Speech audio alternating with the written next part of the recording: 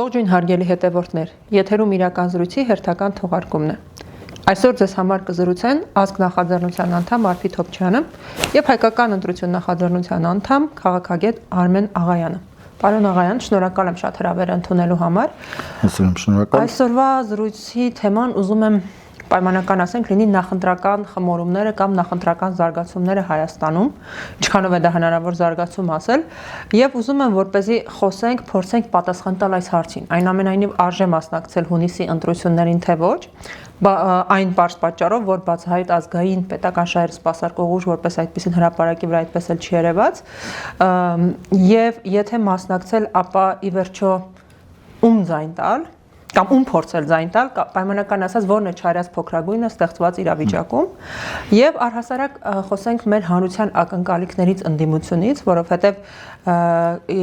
այն կառավարման տապալումը իշխանության քայլերը, որոնք մենք ամեն օր ականատես ենք լինում, ստեղծել են պահանջ, ստեղծել են բավական մեծ շերտի մոտ պահանջ իշխանափոխության, քաղաքական կառավարման ձևի փոփոխության, բայց այդ պահանջի իրացումը դեռևս չկա։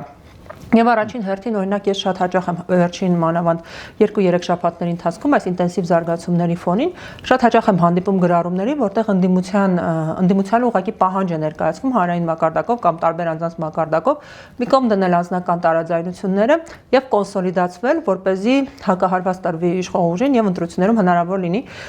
իշխանությունից հեռացնել իշխող ուժին։ Բայց այդ գրառումների մեծ մասը հիմնականում ունեն հուզական բնույթ, այսպես մակերեսային էմոցիոնալ բնույթ եւ փորձենք հասկանալ ի վերջո որոնք են այն խոչընդոտող գործոնները, որոնք թույլ չեն տալիս որպեսզի ընդդիմությունը իրոք կոնսոլիդացվի եւ միասնական ճակատով հանդես գա, արդյոք դա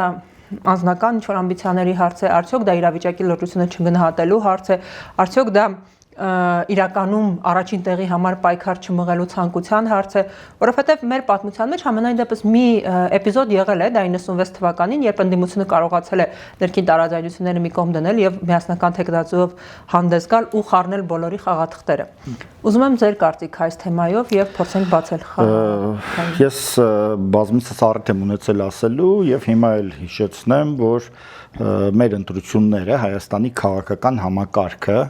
բոլոր տարիներին, այդ թվում եւ առավել եւս վերջինը սահմանադրական փոփոխություններից հետո ստեղծված խորհրդարանական համակարգը ինքը չի ենթադրում քաղաքական դաշտում այլ բևեռների առկայություն, հա, միշտ կա իշխանության բևեռը եւ ընտրությունից ընտրություն ժամանակավոր խմորումներ են տեղի ունենում, ժամանակավոր միավորումներ, երբեմն տեղի չեն ունենում այդ միավորումները կամ համախմբումը տեղի ունենում մեկից ավելի խմբերի շուրջ եւ այդպես ժամանակավոր ընդդիմադիր բևեռներ են հայտնվում, որոնք ձախողվելուց հետո անմիջապես ոնց որ վերանում են։ Այս պայմաններում ովքեր են խաղում ընդդիմադիր դաշտում։ Մեր բոլոր ընտրությունները եւ այս ընտրությունները նույնպես պետք է համարել փողի ընտրություն։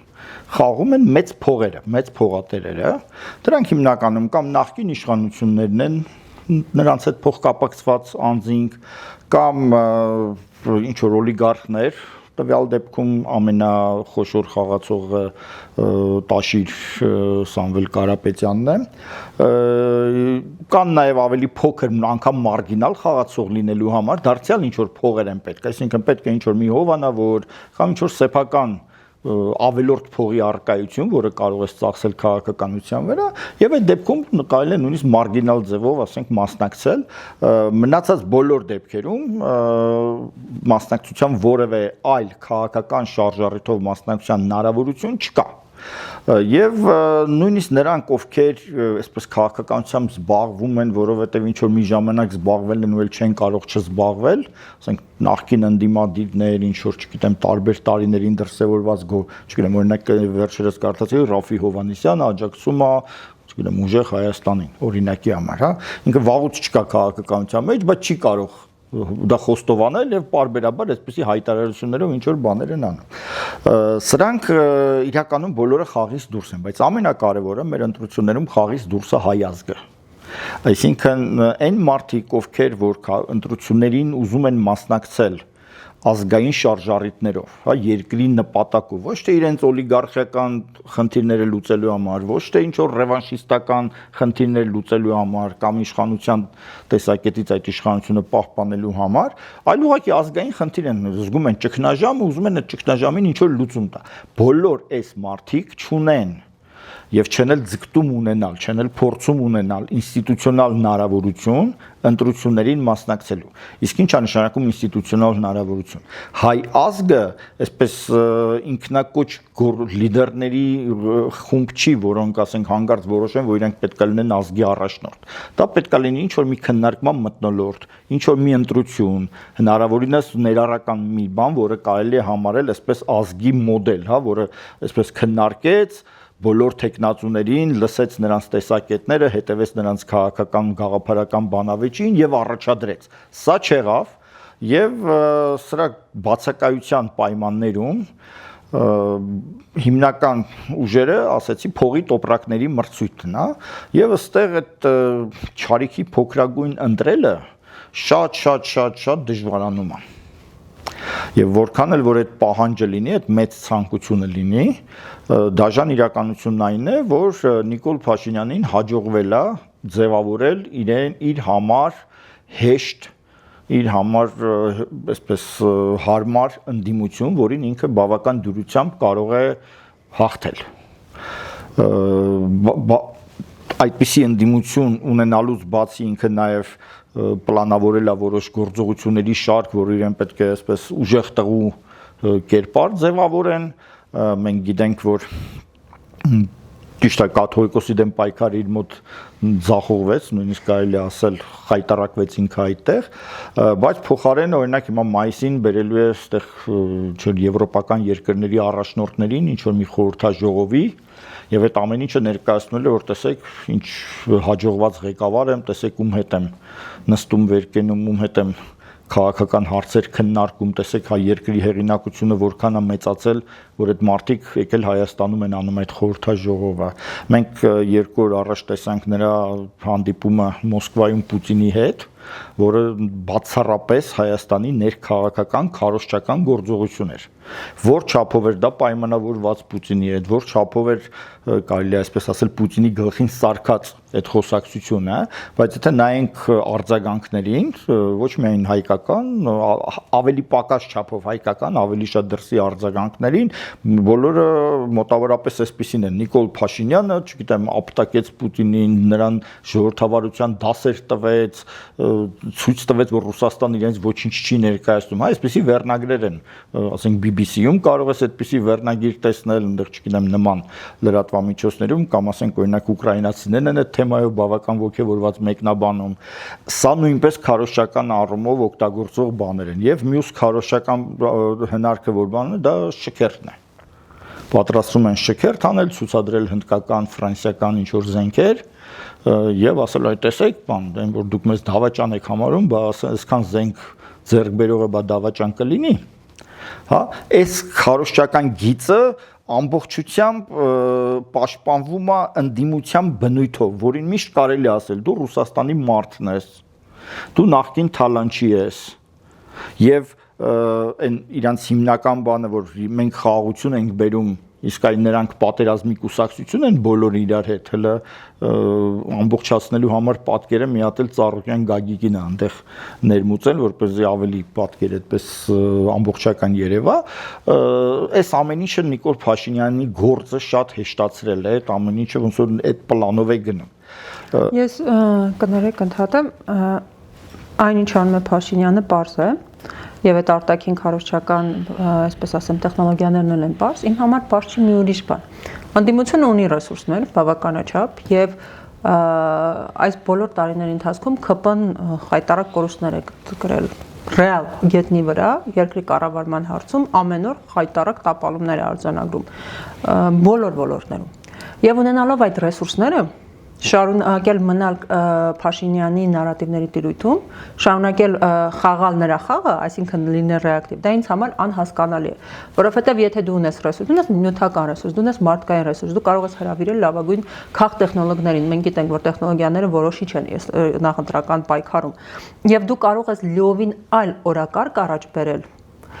Կարող ես նրանց բոլոր տապալումները ռեալ գետնի վրա այդ բոլոր, այսպես ասեմ, ծխածածկույթը ցրիվ տալ, որովհետև իրականության մեջ մասնագետների հետ որ զրուցում ենք, հասկանում ենք, որ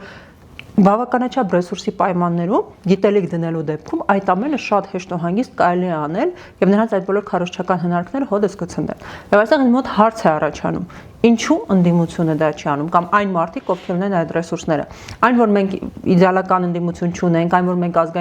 ազգային ուժ այդպես էլ չունենք, դա դնենք մի կողմ։ Դա փաստ է, որի հետ համակերպվում ենք եւ համակերպվել ենք դեռևս եւ փորձենք ներկա իրավիճակը վերլուծել։ Կան մարդիկ, ովքեր ունեն ռեսուրսներ, կան մարդիկ, ովքեր այս կամ այն չափով փորձում են իշխանության համար պայքար մղել։ Եվ ինձ համար դա իրոք շատ լուրջ հարց է, որովհետեւ եթե գիտեք, այսպեսի մի խոսք կա, մի փորձեք վիճել հիմարի հետ, որովհետեւ դուք իջնեք նրա մակարդակին եւ իր մակարդակում նա ձեզ կհաղթի։ Եվ հիմա փաստացի, երբ որ ընդդիմությունը շարժվում է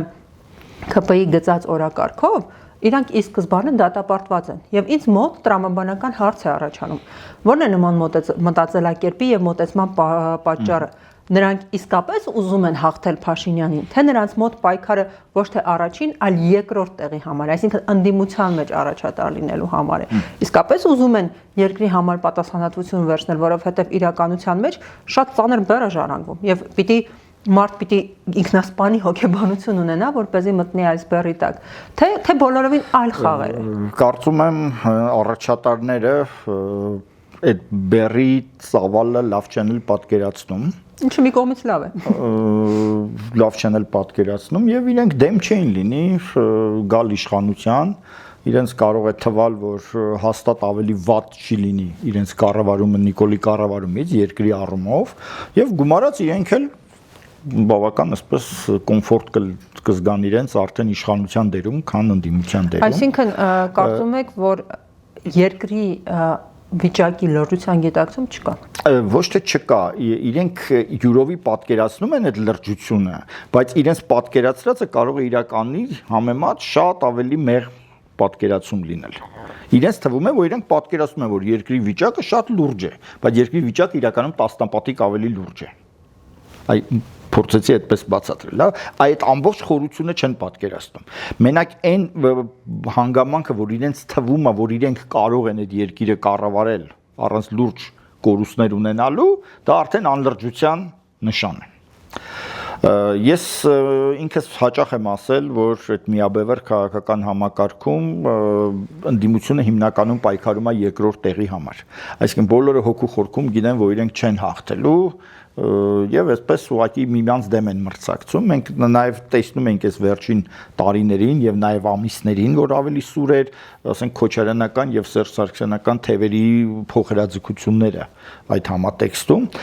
սակայն հիմա մի քիչ իրավիճակը այլ է,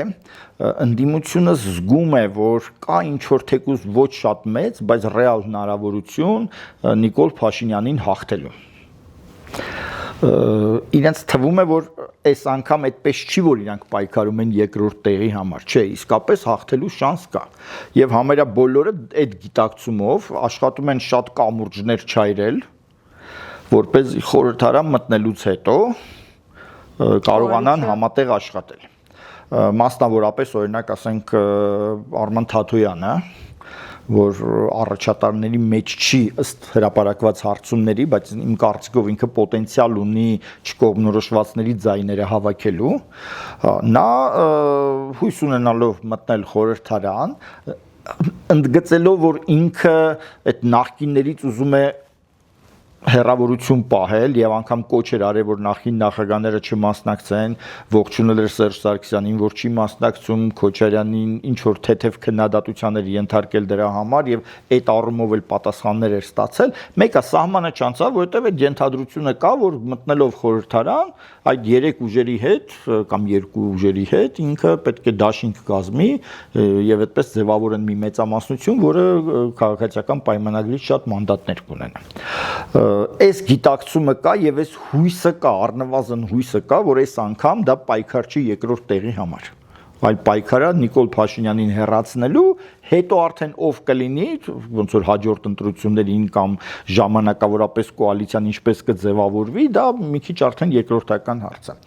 Բայց ինչու է իրենք այդպես շատ լավ չեն պայքարում շատ ռեսուրսներ ունենալու պայմաններում։ Այստեղ իմ պատասխանը պետք է մի քիչ տարօրինակ հնչի, իրենք իրականում ռեսուրսներ չունեն։ Ունեն փող, եթե ռեսուրս ասելով փող ենք հասկանում, այո, փող շատ ունեն։ Բայց այդ փողով եթե դու չես կարող խանութում անհրաժեշտ ապրանքները դառնել, դու կամ ոչ թե չես կարող, անգամ միգուցե կա այդ խանութը այդ ապրանքներով հանդերձ, բայց քո ինքդ հենց որպես գնորդ դու ի վիճակի չես ճիշտ գնում կատարել։ Այսինքն քո թիմը իրենից բան չի ներկայացնում։ Շատ քիչ է քանակապես, շատ թույլ է, նախկինի հետ կապված ինչ որ բեռ ունի, հա, այդպես նոր չունես այն սոցիալական լիֆտը, որով երիտասարդ առողջ նոր ուժերը այդպես կաճեն եւ ճիշտ դիրքորոշումներով հանես։ Ունես անցյալի բեռը եւ դրա պատճառով բավական մարդիկ քեզնից հեռավորություն են պահում, չեն ուզում հետդ համագործակցեն։ Այդ թիմերը թարմացման խնդիր ունեն։ Ինչ վերաբերում է առաջատար թիմին, այդ ուժեղ Հայաստանին, որը մինչև այդ իրենց ձևով այսպես շարժում էր, այս թիմը ռեալ մարդկանց պակաս ունի։ Եվ ստեղ կա բարդ մի հարց, այնպես չի, որ քիչ մարդ կա, որ ուզում է գնալ իրենց համար աշխատել։ Հայաստանում բավական շատ քաղաքական կարիերիստներ կան, որ միշտ ձգտում են առաջատար ընդդիմադիր ուժին աջակցել, բայց այստեղ կա իրենց համար նաև վստահության հարց, իսկ այս մեկը եկել է այսով է։ Իրանք ժամանակ չեն ունեցել այդ թիմը ձևավորելու, ժամանակ չեն ունեցել մարդկանց ճանաչելու։ Այնպես ստացվեց, որ ես վստահ եմ, որ Սամվել Կարապետյանը չէր ուզում մտնել քաղաքականություն կամ մտնել այս ձևով, հա, ինքը պատրաստ էր կողքից աջակցել, կողքից մասնակցել, ինչպես արել էր նախկինում։ Մենք հիշենք Սամվել Կարապետյանը Հայաստանում վարչապետ է նշանակել Կարեն Կարապետյանին։ Դա շատ բարդ մի process էր Սերժ Սարգսյանի վրա ազդելու, այդ թվում ֆինանսապես շահագրգռելու, շատ լուրջ process էր, երբ որ Սերժ Սարգսյանը ստիպված եղավ հրաժարվել իր պլաններից, որով ինքը պատրաստում էր Վիգեն Սարգսյանին փոխանցել իշխանությունը եւ ընդունել ժամանակավորապես իր կարծիքով Կարեն Կարապետյանի թեկնածությունը որպես վարչապետ, փոխվարչապետ սկզբից, հետո էլ որ բանը Սամվել Կարապետյանը հույս ուներ, որ Սերժ Սարգսյանի հեռանալուց հետո Կարեն Կարապետյանը կդառնա վարչապետ։ Կոպիտ ասած ինքը մի տեսակ Իվանիշվիլի դերի մեջ արդեն եղել է։ Հիմա էլ միգուցե ուզում է լինի։ Բայց այն ժամանակ, երբ որ իրենք հայտարարեցին, որ մենք մեր ձևով կլուծենք, այդ պահին իմ տպավորությամբ ինքը դեռ պատրաստ չէր քաղաքականություն մուտք գործելու։ Եվ Նիկոլ Փաշինյանը ձերբակալելով այդ գործընթացը արագացրեց, որովհետև ախր շատ հարմար տեխնացու էր, հա, օլիգարխ, Ռուսաստանի մարդ, այդ իրականում Ռուսաստանը նրան չի ուղարկել։ Սա ես վստահաբար եմ ասում։ Փաշինյանից ավելի լավ Ռուսաստանի մարդ հայկական իրականության մեջ չի։ Անկամ են Պուտինի հայտարարությունից, որ նա ինչ որ բաներ փորձեց ասել, անկամ դրանից հետո ես պնդում եմ Տաշիր Սամվել Կարապետյանը Ռուսաստանի կողմից ուղարկված չի, եթե նա անգամ այսօր ուզում է իշխանության ձգտի, դա ինքն է ուզում ձգտի, ոչ թե Ռուսաստանն է իրեն հանձնարարել, որ ինքը դա անի։ Եթե հանձնարարություն լիներ, մենք բոլորովին ուրիշ պատկեր կտեսնեինք Ռուսաստանի մասնակցության, ուրիշ փողեր, ուրիշ ներգրավվածություն, հա։ Մենք գիտենք բազմաթիվ ռուսական գործակալ կերպարում հանդես եկող մարդիկ, որոնք այսօր Սամվել Կարապետյանից ոչ մի կերպ չեն առնչվում։ Այնինչ են, եթե Ռուսաստանը լիներ, նրանք բոլորը պետք է արդեն այդ ճամբարում լինեին, էլի։ Ես լրացնեմ, որ ես վստահ եմ, որ եթե Ռուսաստանը իրապես ցանկանա Հայաստանում իշխանափոխություն անել, նա շատ հանգիստ դա կարող է անել։ Եթե իրական ցանկ այսօր մի քիչ դժվար է, ժամանակին իհարկե կարող էր, այսօր էապես ավելի դժվար է, բայց վստահ եմ, որ այդ ներուժը դեռ շարունակվում է։ Ամեն դեպքում մենք կտեսնեինք շատ ավելի հզոր մի ընդդիմադիր գործունեություն, բայց վերադառնանք ռեսուրսների հարցին, մենք այն ռեսուրսները ինչ որ ունի Քոչարյանը դաշնակցության հետ միասին, իրեն աջակցող մյուս խմբերի անհատ գործիչների հետ միասին, այս ռեսուրսը մեզ համար արդեն շատ ծանոթ է, հա, 20 թվականից հետո փողոցային գործողություններ, 21 թվականի ընտրություն, այս ամբողջ ընթացքում մենք տեսել ենք այդ ռեսուրսի մաքսիմալ հնարավորությունը։ Եվ Քոչարյանը ծերանում է, փոխարինող նույնիսկ այս պայն քննարկում էին, որ Քոչարյանը չլինի, միգուցե մեկ ուրիշ մարդ լինի, չէ, որոշեցին, որ չէ, այնուամենայնիվ իրենց խորհրդանիշը Քոչարյանն է եւ նրան առաջադրեցին, բայց սա մաշող ռեսուրս է։ Այսինքն ինքը եթե իր ամենապիկ ժամանակ չի կարողացել հարց լուծել, այս մաշելու ընթացքում ավելի լուրջ հարցեր չի կարող լուծել վստահաբար։ Ես չգիտեմ քանի տոկոս են ստանալու, բայց վստահ կարող եմ ասել, որ 21 թվականի ցուցանիշից ավելի ցածր է լինելու այդ տոկոսը։ Բանի ուժեղ Հայաստանը ըստ էության ամբողջ քարոզարշավը կենտրոնացել է եղբոր որդու վրա եւ այդ մասնագետներն էլ որ ներգրավվել են, նրանք ընդամենը փորձում են Նիկոլի պոպուլիզմին հակադրել մեկ այլ պոպուլիզմ։ Ասենք, չգիտեմ, գնում է կրպակ, առնում է բուլկի, ասում է, այս կրպակի աշխատողը հարկ չի վճարի, օրինակի համար։ Եվ այստեղ պարտվում է, որովհետև այն պոպուլիզմի հնարավորությունը, որ ունի ոչ թե Նիկոլ Փաշինյանը, այլ կառավարությունը, որը, ասենք, բոլոր ծերերին անվճար օպերացիաներ է, այսպես բժշկական միջամտություններ է նվիրել, ամիսներ շարունակ, նույնիսկ մայրս է օգտվել այդ բանից հնարավորությունից, թոշակները բարձրացնում, չգիտեմ ինչեր անում, ոչ մի խոստումով դու այդ պոպուլիզմը չես կարող հավասարակշռել, հակակշռել։ Հետևաբար անգամ այդ մասնագետները ինչ կարող են խորհուրդ տալ այդ շարժմանը, որը քաղաքական հենք ընդհանրապես չունի։ Մեր ընդդիմության ամենամեծ թերություններից մեկը ուսա համարյա բոլորին է վերաբերում։ Նրանք սովոր չեն ընդդիմություն լինել, նրանք չգիտեն ինչպես ընդդիմություն լինել։ Կարծես թե բոլորը սովոր են կառավարություն լինել, հա, իրենք այնպես են խոսում, կարծես թե իրենք հենց այս հիմա կառավարություն են եւ պատրաստվում են հաջորդ 5 տարին էլ կառավարության մեջ լինել կամ իշխող կոալիցիայի մեջ լինել։ Իսկ ասենք այն Նիկոլ Փաշինյան ընդդիմադիր կերպարը, որը հիմա որպես վարչապետ էլ դեռ շարունակվում, այսինքն այսօր քաղաքացիական պայմանագիր իրան ավելի ընդդիմության նման է պահում, քան ընդդիմությունը։ Անկամ երբ որ ուզում են չեն կարողանում։ Եվ պատճառը հենց դա է, որ մարդիկ երբեք գաղափարական առումով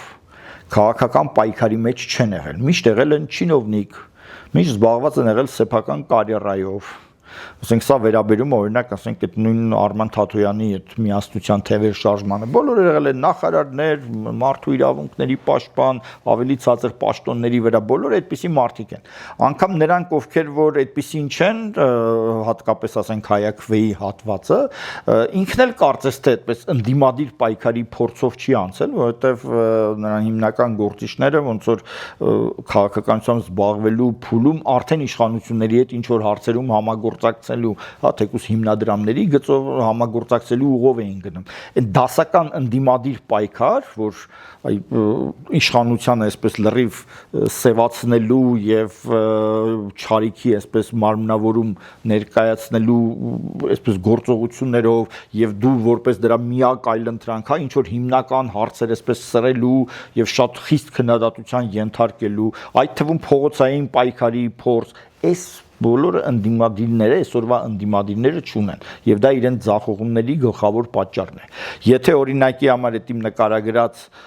հայազգը ներկա լիներ այս քաղաքական process-ին եւ փորձեր իր մեջից մարդիկ առաջադրել, դրանք լինելու էին հենց այդպես ընդդիմադիր ոճի մարդիկ։ Միայն դրանք կարող էին հաղթել այդպիսի process եւ հետո էլ ձեռնոց նետել իշխանությանը։ Մյուս կարևոր հանգամանքը դա իրենց անցյալի բեռն է բոլորի դեպքում։ Տարբեր են այդ բեռերը, բայց դրանք կան եւ դա խոցելիություն է ենթադրում։ Հետո որ դու ինչքան էլ մասնագետ բերես, ինչքան էլ փող ծախսես, որ ճիշտ քարոշություն կազմակերպես, եթե դու խոցելի ես, դա արդեն թուլացնում է քո ամեն ինչը, բայց խոցելիությունը եկեք հասկանանք, հարցը մենակ այն չի, որ ԿՊ-ն կարող է քեզ պատասխանել։ Հարցն այն է, որ դու չես կարող քաղաքացիական պայմանագրին քննադատել այնպիսի բաների համար, որ քննադատությունը քեզ էլ է վերաբերում։ Հա, կամ ասենք նրա արձագանքն է քեզ վերաբերում։ Այսինքն, եթե ես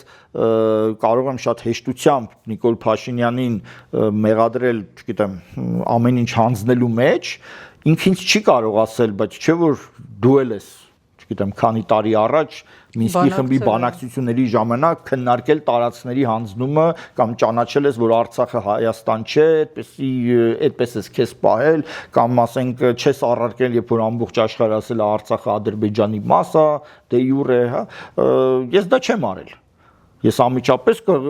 քննադատեմ Ռոբերտ Քոչարյանին էլ, Սերժ Սարգսյանին էլ, նրանց արտգործ նախարարներին էլ, եւ այդ դեպքում ես կարող եմ ավելի արդյունավետ քննադատել քաղաքացիական պայմանագրին, իսկ իրենք դա չեն կարողանում անել։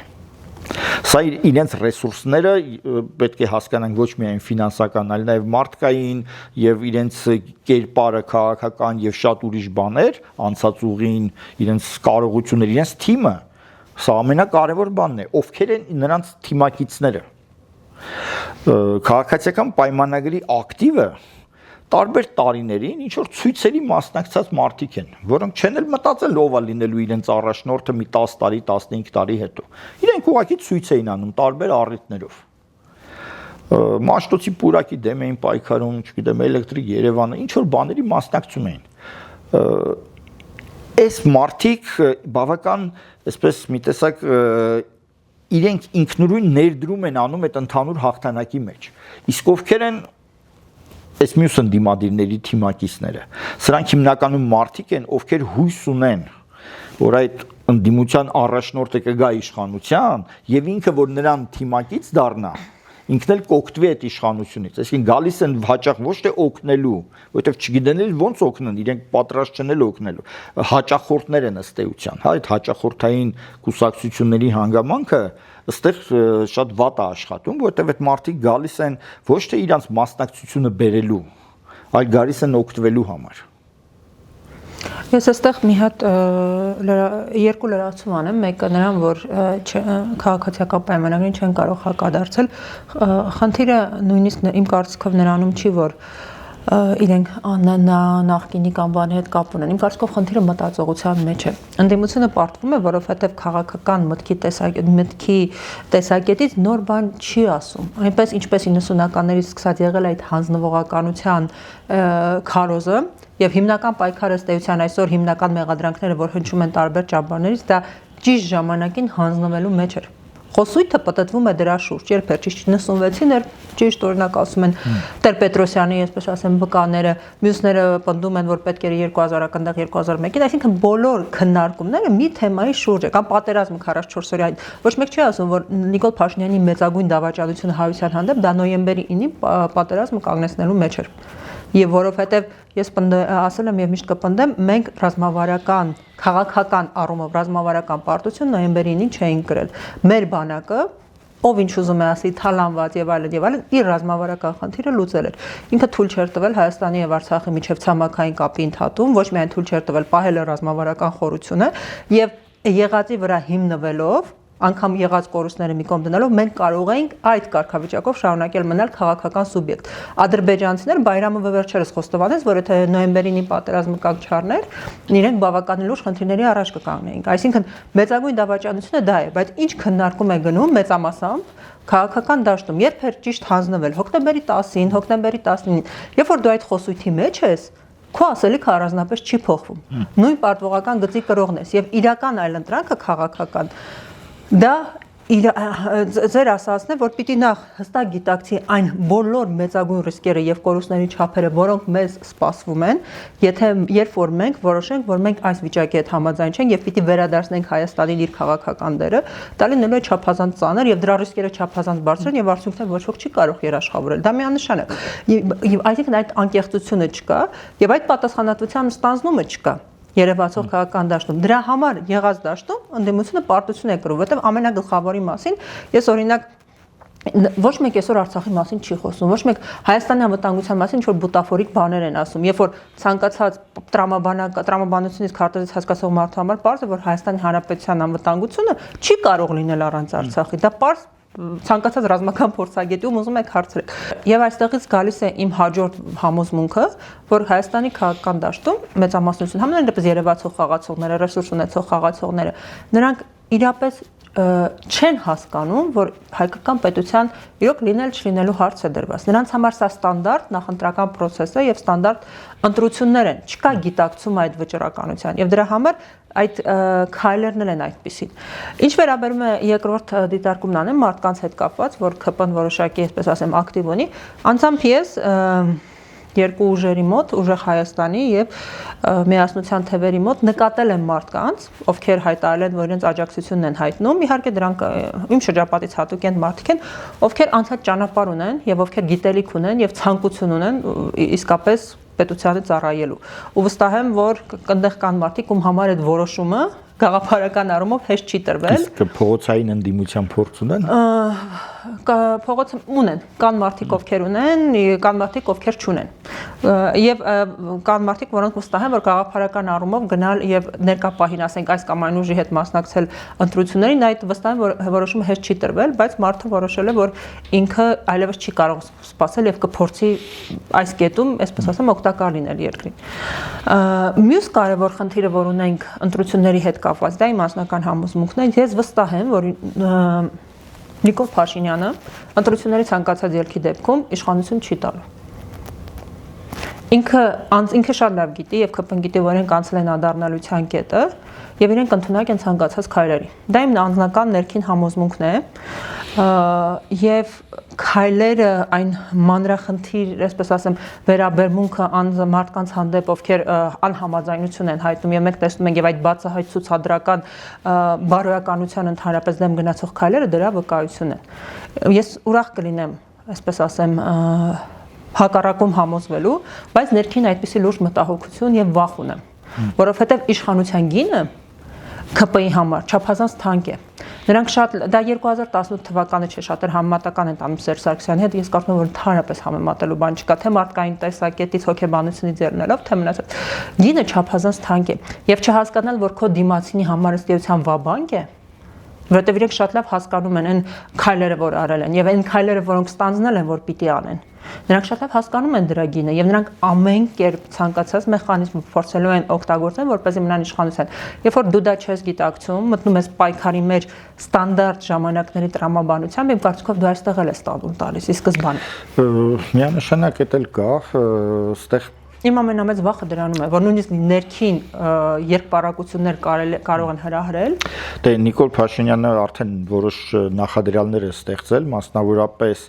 արդեն ասել է, թե ինչպիսի հանցագործություններ են լինելու, որ ինքը փորձելու է կանխել, մասնավորապես օրինակ Ռուսաստանից բերվող ընտրողների թեման ինքը կարող է ուռճացնի, սարքի մի գործ, որը, ասենք, եթե փոքր առավելությամբ ընդդիմությունը գերազանցի իրեն, այսինքն այդպիսի քրեական գործեր հարուցելով, ստանալով եվրոպացիների աջակցությունը, որովհետև զուգահեռներ տանում Մոլդովայի ընտրությունների բաների հետ, որպեսզի մանդատ ստանան ներքին բռնությունների, ներքին քրեական հետապնդումների եւ դրանով ընտրությունները միգուցե արդյունքները չեղյալ անելու եւ մի երկրորդ փորձով իշխանությունը պահպանելու այդպիսի ծրագիր ես կասկածում եմ, որ իրենք սցենար ունեն, որի մասին ավելի լուրջ կմտածեն, եթե զգան նախընտրական հարցումները, եթե ցույց տան, որ իրենք պարտվելու, ասենք 50% խորհրդանում չստանալու շանս կա այդպիսի, իրենք անպայման այդ ուղղությամբ շատ ակտիվ կաշխատեն, մենք երբեմն տեսնում ենք այն Դանիել Լիոնիսյանն այդպես արդեն անոնսներ անում քրեական ապագա գործերի բաների եւ սա իհարկե լինելու է։ Հիմա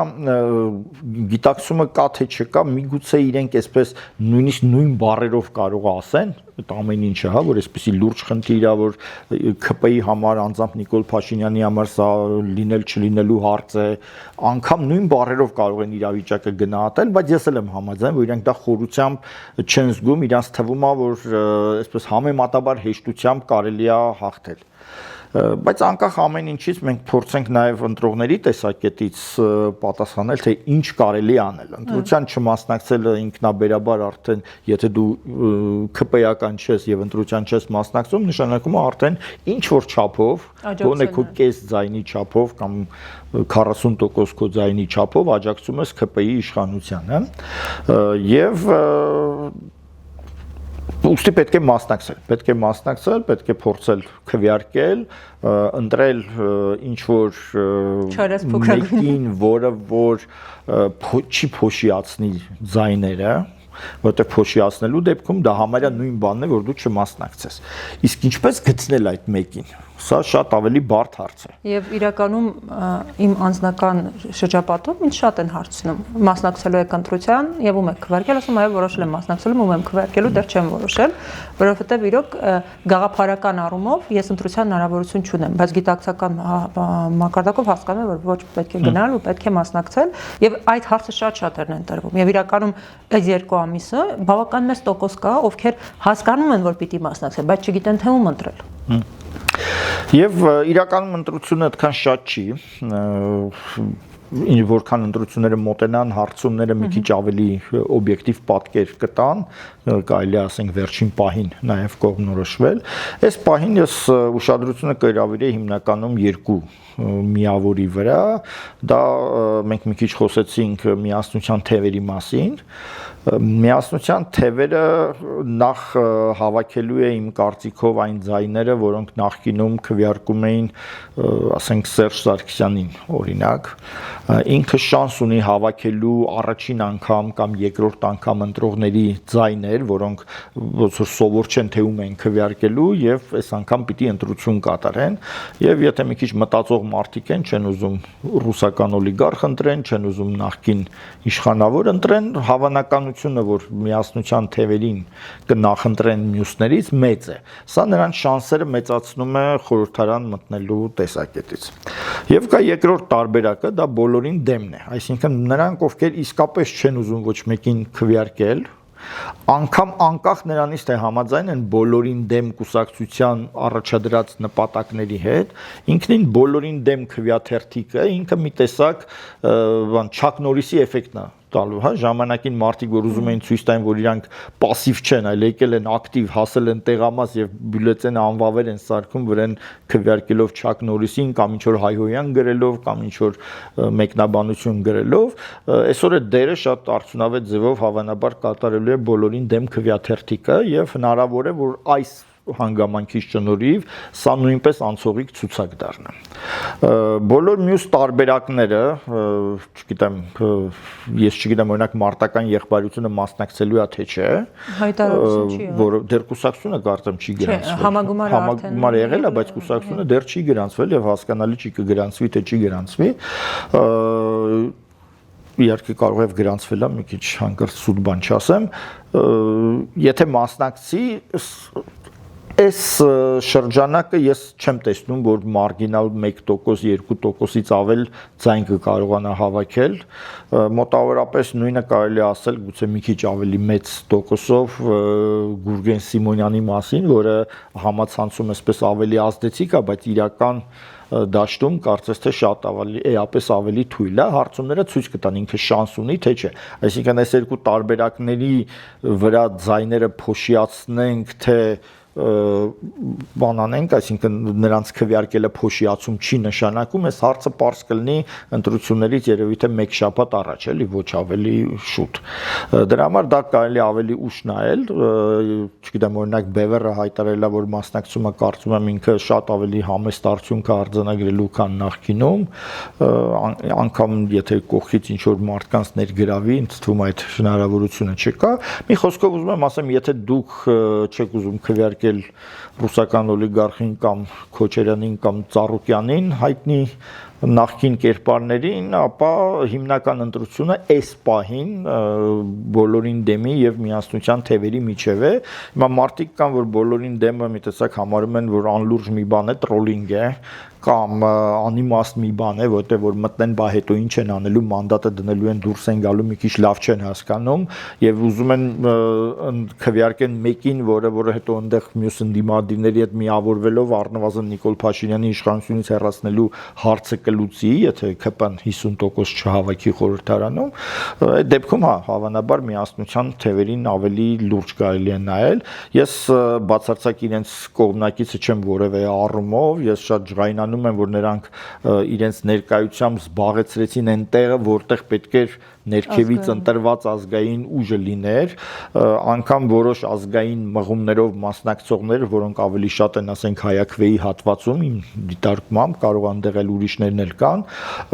նրանք քել են ստիպված եղել ոնց որ միանալ զուտ հաշվի առնելով, որ հանրային ընկալումներում Թաթոյանի կերպարը որպես մարդու իրավունքների պաշտպան ավելի ճանաչելի է։ Հիմա դա լուրջ հաշվարկ էր, թե խափնվել են այդ հանգամանքին, դա էական չի, բայց ամեն դեպքում այդ բլոկը այդ ձևով կայացել է եւ ես կարող եմ շատ ավելի վստահ լինել, որ այդ թիմը այդպես շատ պրոռուսական դրսևորումներ չի ունենա, ինչպես կունենան ենթադրենք ուժեղ Հայաստանը կամ Քոչարյանի Հայաստան դաշինքը, եւ ավելի հավասարակշռված մի քիչ ավելի պրոֆեսիոնալ կառավարության շանս ունենք, եթե այդ թիմը գա։ Բոլորին դեմի դեպքում, եթե նրանց ծրագիրը հաջողվի, որի հավանականությունը ես չգիտեմ ինչքան է, մենք ունենանք նոր ընտրություն, որը միգուցե շանս է։ Եթե նրանք մանդատները դրեցին դուրս եկան, ես չգիտեմ, բայց ինքնին բոլորին դեմ շատ քվեների արկայությունը ցույց կտա, որ հասարակությունը դեմ է այս երևույթին, այսպիսի քաղաքական դաշտին։ Մի լրացում անեմ, իրականում 21 թվականի ընտրություններին ես անձամբ չեմ մասնակցել, որովհետև ես համարում եմ, որ գնալ իրավիճակի զարգացումը ցույց էր տալիս, որ Փաշինյանը մեծ հավանականությամբ մնալու իշխանության, ես համարում եմ, որ գնալ ընտրություններին նշանակում է եղած սահմաններում լեգիտիմացնել այն, ինչ որ իրենք արել են։ Այսինքն հայ ժողովուրդը, եթե կոպտասած 80% մասնակցում է ընտրության կամ 70%-ը եւ այդ մասնակցության պայմաններում Փաշինյանը հաղթում է, դա նշանակում է լեգիտիմացնել այդ կառավարության բոլոր արածները։ Եվ այսինքն եթե քիչ է մասնակցում, ըստ էության դա հնարավորություն է թողում, տեղ է թողում ասելու, որ նրանք մեծամասնության կամ այսպես ասեմ ձայնը չեն ստացել, ինչին բավականին շատ հողումներ են անում։ Այս ընտրությունների պարագայում կոնկրետ բոլորին դեմի հետ կապված ես լուրջ հարցեր ունեմ։ Ինձ համար առաջինը դա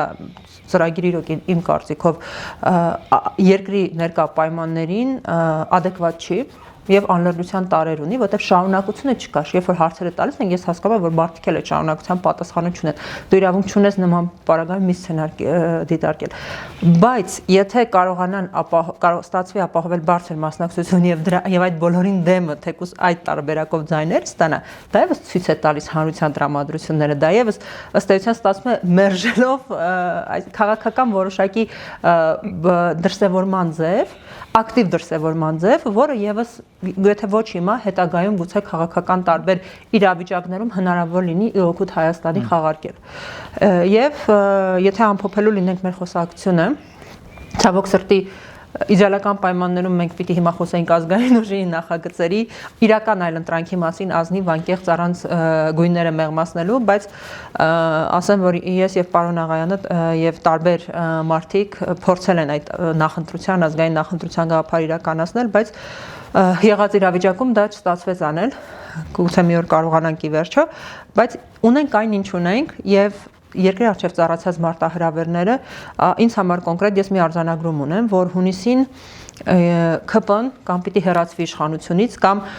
խորհրդարանում չունենա այնքան ձայներ, որպեսզի լիակատար անի այն ինչ որ ուզում է։ Այսինքն որոշակի հավասարակշռություն պիտի ստեղծվի։ Այն ուժում ես միանշանակ ձայն կտայի եւ կվստահեի, ես դա չեմ տեսնում, բայց ես էլ եմ մտածում, թե որ չարած փոքրագույնը այս հնարքումների արդյունքում եւ անձամբ ես խորհուրդ եմ տալիս մասնակցել ընտրություններին, որովհետեւ որպես բժիշկ ուզում եմ մի բան ասել։ Հիվանդը եթե ծանր է, անգամ եթե մենք վստահ ենք, որ հաջորդ բժիշկը չգիտենք իր մակարդակը ինչքանով է լավը կամ լավը չի, բայց տեսնում ենք, որ այս մեկը սպանում է հիվանդին, գիտակցված կամ չգիտակցված, այսինքն նրա քայլերը միանշանակ բերելու են լետալ ելքի, ես նախընտրում եմ գոնե առաջին քայլով հրաժարվել այս մեկից եւ մնացածը արդեն հետո կերևա, որովհետեւ մենք մեր пассив կեցվածքով, մենք մեր պահվածքով, մեր անադեկվատությամբ, մեր չգիտեմ, հազար մի բան կարող ենք ասել։ Դա ունի օբյեկտիվ եւ սուբյեկտիվ պատճառներ, այնպես չի որ այս հիբրիդային անընդհատ պատրաստում որ մեր դեմ տարվում է, ես հասկանում եմ, որ դա գիտակ մենք շատ ժամանակ դիմադրողականություն ուղղակի չի հերևում կամ պաշտպանվածության տեսակետից դառնում ենք անտարբեր, չգիտեմ, բայց տարբեր օբյեկտիվ եւ սուբյեկտիվ պատճառներով հասել ենք այն վիճակին, որ մենք կարող ենք ընդհանրապես փորձել ներկա պահին կանգնեցնել կործանարար ընթացքը, շարունակությունը արդեն կերևա, առաջին քայլաներ շարունակությունը կերևա, որովհետեւ մենք ենք մեղավորը այս իրավիճակի, որովհետեւ երբ որ տարիներ առաջ, սկսած նոյեմբերի 9-ին շատ մարդիկ ասում էին, թե այս ամենի հետևանքը ինչ է լինելու, մարդիկ նախընտրեցին չլսել, մարդիկ նախընտրեցին կեղծ, այսպես ասած, հույսերով եւ խաբկանքներով ապրել, միջա որ իրականությունը բերեց եւ փաստացի դրեց դեմը այն ինչ որ կա։ Կտանց։ Շնորհակալություն, որ դիտում եք մեզ, կարծում եմ հետաքրքիր զրույց ստացվեց եւ հույս ունեմ նաեւ օգտակար զրույց ստացվեց։ Իհարկե,